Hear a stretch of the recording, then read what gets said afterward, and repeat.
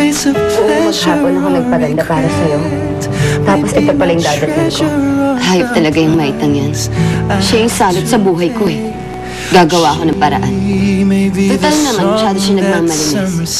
Ipaparit ko siya. Tingnan ko lang kung mahalin pa siya ni Mark. Ang umpisa pa lang marami na naging hadlang sa pagmamahala natin. Una si Rebecca, tapos si Donald, ngayon si Dorcas. At lahat yun nalagpasan natin. Dahil mahal natin ang isa't isa. Gasain mo ang babaeng yan. Gusto ko, babuyin mo siya. Saan ko ba pwede makita? Wala sanang ipilit sa kanya na ako mahalin niya. Alam mo, hindi napipilit yun. That's why I set her free. Tama naman ang ginawa mo. Kung tama, bakit ang sakit-sakit? Anong ibig mo sabihin? Sinadya nilang pumunta rito para dukutin ka? Pumalpak? Kasimple-simple lang pinapagawa ko eh. Palpak pa. Meron po kasi nagligtas sa isa sa lalaki. Lalaki? Yun po yata ang shota ni Maita. Dorcas. Puntahan mo ako dito sa park. Kailangan kitang makita.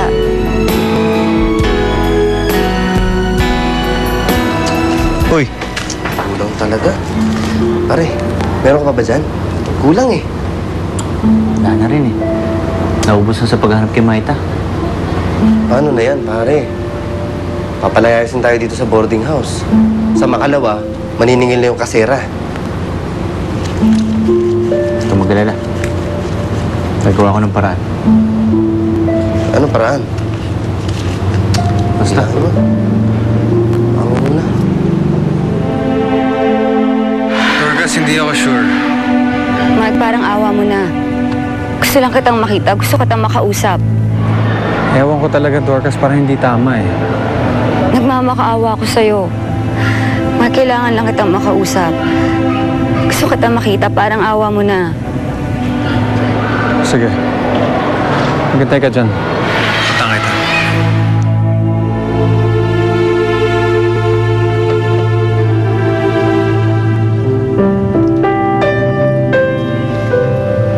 Maita? Aalis lang ako sana. May gagawin lang ako. May alis ka ba? Nagluluto pa naman sana ako. Niluluto ka? Oo, para sa atin. Ganun ba? Alam mo, sige, tuloy mo na lang yan. Sa opisina lang naman eh, kakancel ko na lang. Ay, hindi. Sigurado ka? No, please. Please. Okay. Talihan nyo. Layo pa yung pupunta natin. Ang bagal nyo naman eh. Oo nga eh. Bagal nyo kasi mag-ano. Kanina pa. Bakit nag-iisa? Oo nga. Tara, kita natin. Hi, miss. May naantay ka ba? Sino kayo? Hi, miss.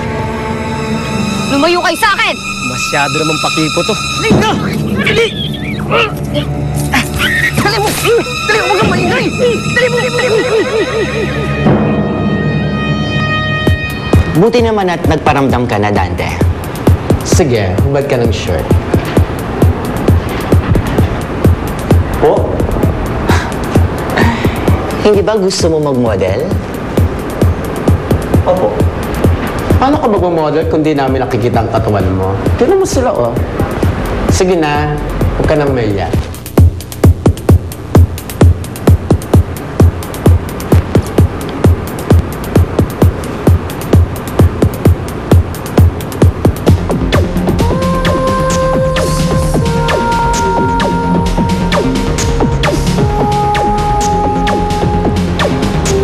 Dante, ikot ka nga. I wanna see your profile. Sige nga, ikot.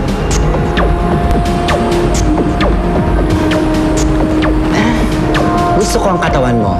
Very promising. Tanggap na po ba ako?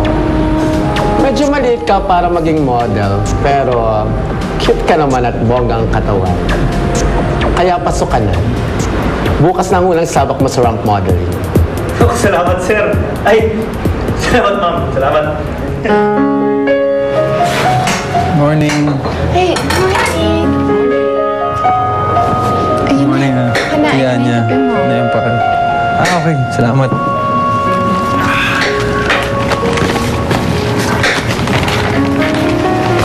May gusto ka na? Hindi, okay na to. Kape na lang muna. Sige. Salamat. Maita! ba yun? Anak ng isang beauty queen na si Liavida Rivas, nagahasa kagabi sa isang park sa Pasig. Kawawa naman siya. Grabe naman mga gumawa sa kanya. Hindi na sila naawa kay Dorcas. Ayon sa unang ulat, ay nasa San Lorenzo Park si Dorcas ng bandang alas 12 ng hating gabi nang mapagtripan at gasain siya ng isang adik. Eh bakit naman kasi nandun siya ng 10 oras ng gabi? Ano nga naman? Mark? Mark, okay ka lang? Ha? Oo. Nakawala ako kay Dorcas eh. Hindi niya dapat sinapit to. Kaawa naman siya.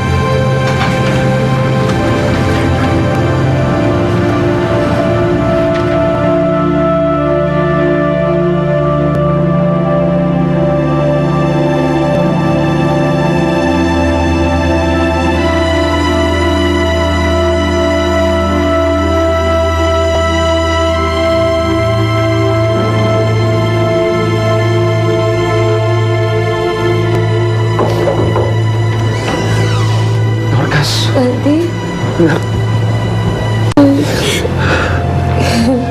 Tahan ka na. Tahan na. Andito na dati. Tahan na. Safe ka na. Mati, napakahayop po nila. Pinabay nila ako. Pinabay nila ako. Huwag kang mag-alala, anak. Mananagot ang gumawa nito sa'yo. Mananagot ang lahat ng may kasalanan. Tuloy kayo. Sir, ma'am, pasensya na po. Gusto na namin po makakuha ng statement mula sa biktima para sa investigation. Sige po. Miss Rivas, ikwento mo ka sa amin ng buong detalye kung bakit nasa lugar ka ngayon na nag-iisa.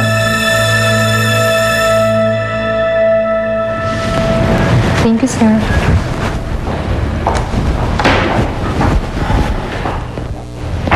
Ibig mo sabihin, ikaw ang hinihintay ni Dorcas sa park na yun.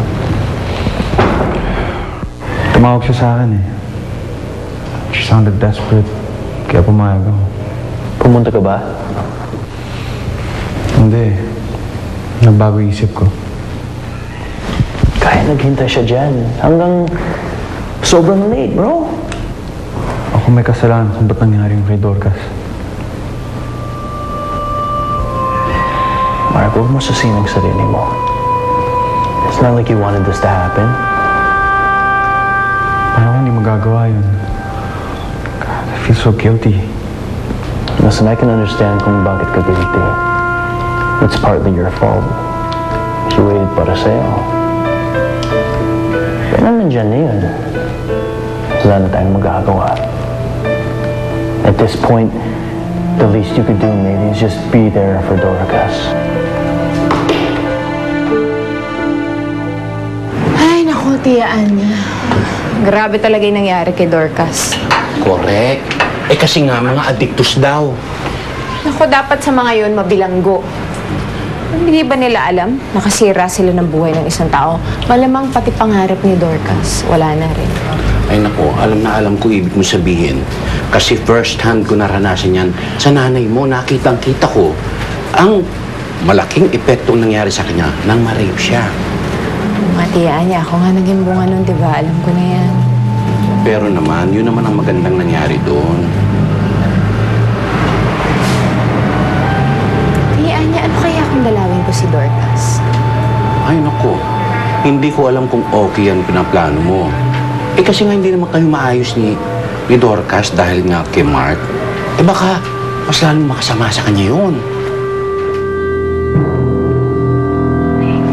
Dadalawin ko na si Dorcas. Buti naman, makabawi ka naman sa kanya.